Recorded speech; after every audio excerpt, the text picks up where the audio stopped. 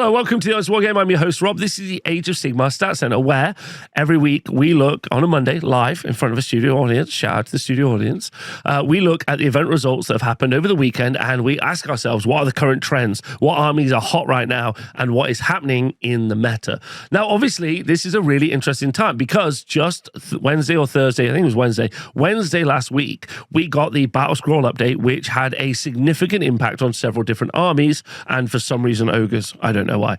But specifically, some of the best performing armies took a massive points hit. And obviously, because it was so late and because Games Workshop does a terrible job of informing tournament organizers as well as the playing population about when these updates are going to happen, they have known months ahead of time when they were going to do it, so they could have let people know. You end up with a situation like this weekend where, because the 40k balance update was released a week before, then the LGT, which is our largest event this weekend, was running the new 40k Battle Scroll, but AOS had to use the old AOS Battle Scroll because it's too late for people to have played it. So we end up in this really weird position where we have events this week, but most of them are using the old Battle Scroll. And because we really only look at what the future is or what might be happening in the future, we don't really tend to look through these. So while I will shout out the winners when we get to it, I am going to focus on only the events that were running the new Battle Scroll. And they generally tend to be smaller events that can pivot quicker.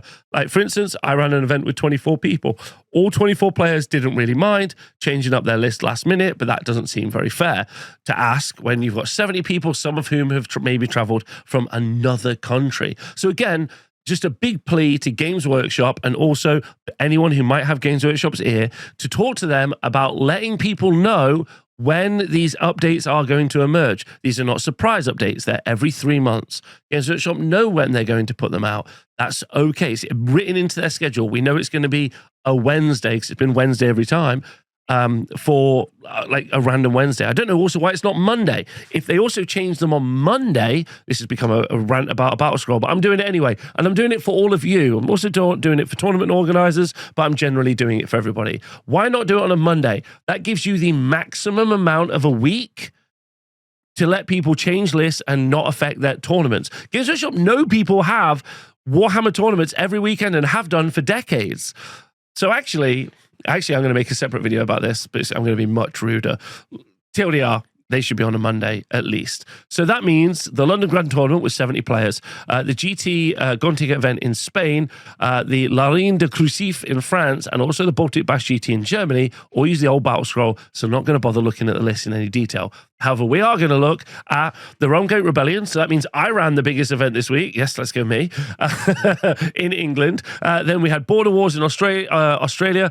Then we had the Traunstein Cup in Austria. And we also had, as Warhammer Rob collates this information for me, you can see that he has taken the top spot this week. And we are going to be looking at the Red Rose Brawl with 12 players.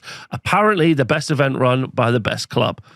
Our first event then, because Rob is making me, is the Red Rose Brawl organised by the Lancashire Legion, taking place in St. Mary's Parish Centre. So if you're anywhere around that region and you want to go play, you should go hang out. So we've got no 5-0s from this event, but we do have 3 4-1s. And interestingly, Deepkin at the top is going to be something we see again.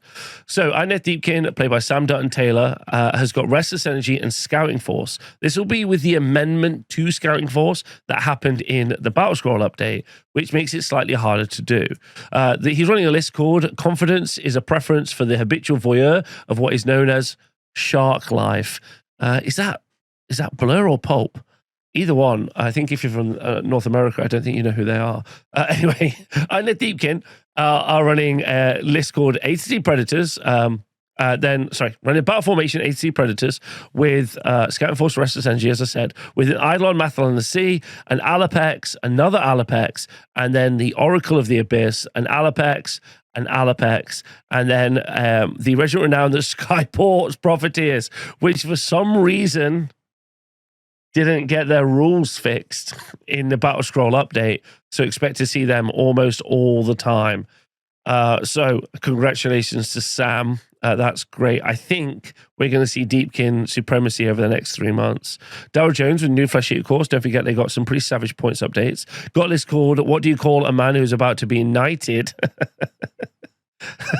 Running Flesh Eater courts in the nightly echelon with Master of the Paths and Restless Energy. Running Abhorrent Gore Warden, Crypt Horrors, Morbeg Knights reinforced as well, and Abhorrent Gore King Royal Terrorgeist, Royal Zombie Dragon, a Cardinal, Grand Justice Gourmet, and some Crypt Guard. And again, this is not going to be the only time that we see Flesh Eater Courts also doing well.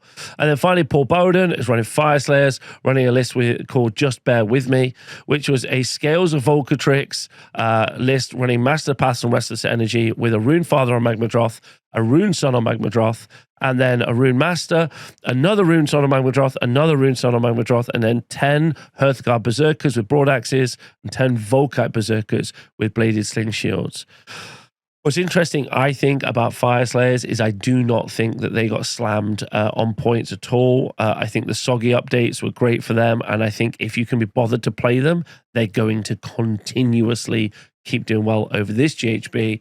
Hope those guys had a good time. Let's go have a look at the big event. Also, I should just point out that we got some pictures from the event. Here are the trophies. Shout out. Here's some of our awards being given out. Fantastic. So I hope everyone had a great time. Okay, on to the next event, and this takes place in TSN Arena in Nottingham. That's my venue. If you ever want to go and look at any event tickets, that's at tsnarena.com. If you want to go check it out. I run at least an Age of Sigmar event every single month. So get yourself along and go and have a good time. Okay, so our first, we got a 4 and a draw. This is Dean, and also Vinosh with a 4 and 1 loss. And then Christopher with a 4 and 1 loss as well. I got to say a couple of things before we go any further, because obviously I ran the event this weekend. Number one, I had a load of great new people playing at TSN who hadn't played there before, which I thought was great, as well as some regulars who are also wonderful people. So I personally, as a TO, had a fantastic time. Also, just after I go through the list, I'm going to do a little montage and talk about some of these armies, because the armies that are actually here were some of the best armies I've seen. Like the hobby level this weekend especially was particularly insane. Like you can see Ben in 6th place. His army's great. Vinosh, special shout out to Vinosh's mum and sister who helped him paint his army. It looks fantastic. So really good. He'd done an Iron Deepkin army that looked like it was a Vampire Coast army, so it was great. So yeah, really good. And also shout out to both Dean and Vinosh, part of the Bash Club. So they've Bash from Derby, which is a place close to Nottingham, unfortunately for Nottingham. They travelled over. This is great to see them. Anyway, let's go look at the list. But it was a great energy is what I was excited. And I keep reading out the stats every week, but it was really nice having a packed house and everyone just having a great time, and Age of Sigmar really popping off. It seemed like everyone was really, really enjoying the game state, and that's when you know the game's in a good place. There wasn't really many complaints about the armies that were in play or anything like that, so I thought that was really fun and people seemed to be enjoying it. Okay. So Dean, who, by the way, and again, Dean doesn't, I don't think Dean travels to lots of events around the country all the time, but Dean qualified for the UK Masters last year. He's an excellent player and will continue to perform and get great results all the time. So I'm unsurprised to see Dean do well, and I will continue to see Dean do well. And he also is just a great sport to play against. So I just want to shout that out because he's kind of like semi-local and you see him all the time and he's just so good. Okay. Right, so if we look at the list, we can see Dean's list as our winner with Flesh Eater Courts was running a list called Flesh Eater Courts is upgraded Morby. Running Restless Energy and Scouting Force, obviously the new one. Running Ushran, 2 reinforced units of Crypt Horrors, a reinforced unit of Crypt Guard, and then the Soggy Gore Warden, Crypt Flares and Crypt Guard, and a Abhorrent Cardinal as well. So with 4 in a draw, seemed like a really good run. Definitely, and there was definitely some tough competition, so well done to Dean. Vinosh with Iron Deepkin was running a list called The Blood Runs Cold, which was a Iron Deepkin Vampire Coast army with Achillean Beastmasters running Luther Harkon, the Pirate King. It's actually an Eidolon aspect of the sea. Then he had a reinforced unit of Ishling Guard. He had a Leviathan, another reinforced unit of Morsar Guard, and then the Oracle of the Abyss and 2 units of Reavers. So very cool. Great to see. Congratulations to Vinosh. And then Christopher with his Soulblight Gravelords running a really fantastic 3D printed Vordry, was running a list called Real. Running Scouting Force and attuned to Garan. He had Vordry, 2 units of 5 Baronites, 6 Varghese, a White King on Skeletal Steed, a Vengori Lord, 10 Direwolves, 10 Death Rattles, sorry, 20 Skeletons, and then 3 Varghese as well. Actually, our most popular army over the weekend was Soulblight Gravelords with no KO in attendance. Now, I still think KO are in a great spot. And my feedback from this weekend that we ended up with quite a lot of fighting armies doing very well, but obviously we had Skaven playing. There's quite a bit of shooting that was available from the Skaven. There was some shooting available from some of the other armies as well, but generally just a really good weekend. I think the game is in a really good spot from my personal experience of having just ran a sold out event with another event in a couple of weeks sold out as well. I think the game's in a really good spot and people are just enjoying playing Warhammer. So that's my feedback. And also thank you to all these players. I hope they did. I hope they had a lovely time.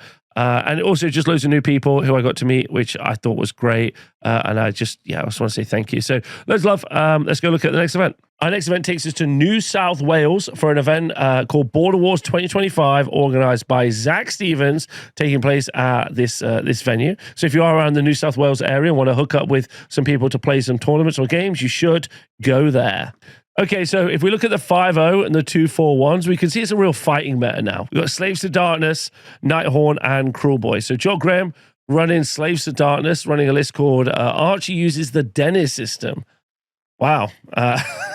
Running Slaves to Darkness with the Champions of Chaos. This is definitely a 5-star man list. With Intercept and Recover and Restless Energy, he's running Archeon the Ever-Chosen. Oh, he's back. Amazing. Reinforced units of Chosen, an Exalted Hero of Chaos, and Mindstealers Phalanx, and then a Chaos Order Carcadrak, Chaos Legionnaires, and an Exalted Hero of Chaos. Okay.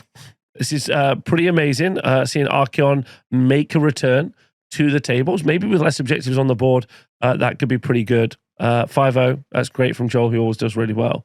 Then Anthony Rowe was running a Nighthaunt Deathstalkers list, running Scouting Force and Master Pass with Lady Alinda, Dreadblade Harrows, Lord Executioner, and 2 units of Pyregeist. Then Night Shrouds, Bladegeist Revs, Chainras, Mimron Banshees, and then a Scriptor Mortis and the Guardian of Souls in that list as well. Okay, so clearly showcasing that the fighter meta, it's easy if you've got a lot of those unrenderable saves, even though they're not as good. But still, there they are. I've got the ward saves as well. And then Sav, I was running a list called When the Function Got Foul Elixirs, which is a Cruel Boys list running Master Pass and Restless Energy with a Breaker Boss, a Beastkeeper Killbow, 2 Reinforced Unit of Gut Rippers, and Marshcrawl Sluggoth, then a Soggy Killer Boss from Great Gnashtooth, 2 Cruel Boys Monster Killer units, Manskewer Bolt Boys, Swampcaller Shaman, Mertnob Banner in there as well. So not too dissimilar. This is using the new points, obviously. So not too dissimilar to what we saw before. Cruel Boys did lose like 100, 200 points on some lists. But also, if you didn't spam monster killers, then I think your list is still kind of okay. And there's loads of good units still in that roster. Anyway, the Australian meta has always been great. I hope everyone there had a great time. So that's the end of all of the tournaments running the current battle scroll or the new battle scroll. But obviously lots of people still did play and their achievements are still just as valid. So the first one we're going to look at is the London Grand Tournament with 70 players playing in England. And if we go look at the results, we can see that in first place, we have Carriage Run Overlords with Lucas Safeda, and our other undefeated is Phil Sprignall with Fire Slayers. So congratulations to both of those. Then 4-1s, we've got Yanish with Flesh Eater Courts, Conrad with Disciples Zinch, Jan with Age of Sigmar, Stephen Follows with Carriage Run Overlords, Darren Watson with Nighthorn, Orpheus with Cruel Boys, Laurie Huggett Wild with KO, Jack Armstrong with Daughters and Kane, Carlton Leonard with Lumineth Realm Lords, Jay Hine with Sylvaneth, Craig Navmar, and that's it, and Jay Hine with Sylvaneth. So I hope they all had a great time. Obviously, seeing Carriage on Overlords up there isn't a surprise. No pre-book. However, Fire Slayers is great. A special shout out to Phil. That's cool to see. So that's fun. And then you saw like pretty much all the same up there as well. So cool. Hope everyone had a good time. Please get into it. Let us know when battle scrolls are emerging ahead of time. That would make these things feel more valid, which is disappointing that they didn't. Our next event takes us to Spain. Special shout out to the Spanish community. They're a great group of people for the Gorahama Ed Golden Ticket event, organized by Dysfunction Magia. Anyway, if we look at the placings, we can see in first place Cities of Sigmar and Cities of Sigmar again on a 4 and a draw for a perfect result for Fran and Juan. Then looking at the 4-1s, we have Carriage and Overlords, Daughters of Cain, Sons of Behemoth, Sylvaneth in the 4-1 section. So Games Workshop's Battle Scroll currently looking real on the nose at the moment, looking at these events. Going over to France, we had the La Arena du Crucif event. We have Flechier Courts with the big dub, 5 wins. Then we had Darbogen with Carriage and Overlords. It's important for you to know the French have like code names for all their players. Then Neil with Carriage on Overlords. Then Shubi with Soulblight Gravelords. Lord K with Disciples of Zinch. Carriage and Overlords again. I'm so happy that battle scroll came. Anyway, I hope you all had a great time in France. Next up, we have Germany for the Baltic Bash GT. In this, Carriage and Overlords went 5-0. In 4-1, we had Slaves to Darkness, Ogre Moor Tribes. It was Ulastan with the Carriage and Overlords. It was Henrik with Slaves to Darkness, Kai with the Ogre Moor Tribes. That's great to see. Then Dennis, but they even got nerfed for some reason. Then Dennis with Skaven as well. So, I mean, that battle scroll could not come soon enough. That was fantastic. And lastly, we go to Austria for the Transantine Cup. This took place in Lauderschweg in Vorschildorf, if you've ever been. So our first place was Bernard Horner with Cities of Sigmar, and then Manuel Schlopper with Gloomspite Gitz, and Florian Eckhart with Stormcast Eternals were our other runners-up.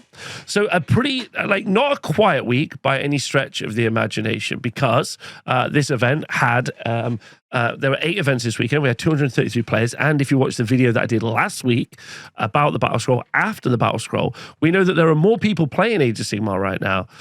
So again, I don't want to beat the dead drum of why we don't get these announcements ahead of time. I think it's silly, but there we are. And I think it's a little bit disappointing as well. Mainly, maybe, and we've tracked this data, maybe one of the reasons we've seen large events scale down, or at least for Age of Sigmar, is because 40k is Games Workshop's love child, and they only really care about 40k. If there's a large 40k event come in, then, they time the battle scroll or their whatever it's called, so it works well for them. For Age of Sigmar people, they don't really care. So maybe the reason we're seeing large scale events scale down, I think there's actually a list of reasons, I don't think this is the main one, is because sometimes it can feel like they're a little redundant after the fact because the battle scroll just randomly appeared, which feels pretty lame.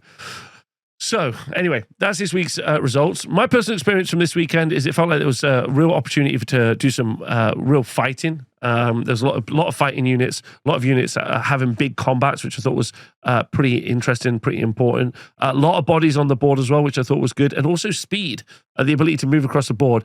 Some hot takes from me. I think we will see Gloomspite Gitz jump up maybe 10-15% and the win rate at least 10%. I will be doing a tier list very soon. That update to the 4...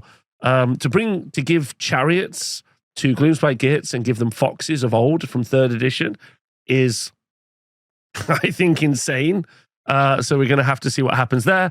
Yeah, I'm really excited to see what happens over the next few months, and also what happens in the meta. I still think KO is still good. I still think Cruel Boys are good. I still think Cities are good. So I think we're going to have to see. But I hope you've enjoyed this video. I hope you enjoy the stats show every week. Thanks for watching. Thanks to the chat for hanging out, and I'll see you soon.